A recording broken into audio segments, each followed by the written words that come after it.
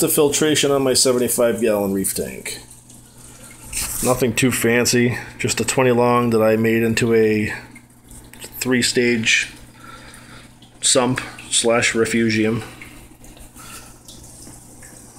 To start it, I put all of the equipment that I had on the left side.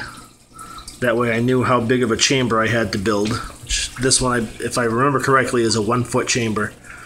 Big enough to hold the pump and return line for my carbon and GFO reactor, my skimmer, and the filter sock holder, which I don't actually put a filter sock on because I hate them.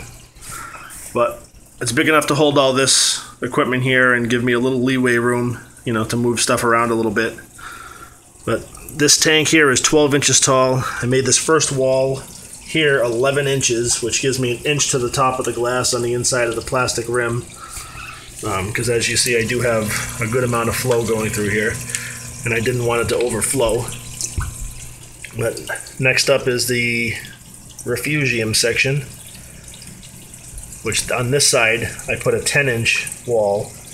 That way the water would flow down into the Refugium, and I would still have a good, you know, 9 to 10-inch deep Refugium.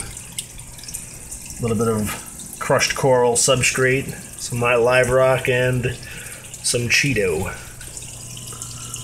$20 Home Depot LED light, which is a 5000K spectrum, works quite well. I run it on the opposite schedule as the lights on my tank. Kind of stabilize the pH a little bit, hopefully. And then I put a bubble trap before the return pump. That way I don't get any bubbles in my actual tank. Kind of crapped up from dosing. But I made this.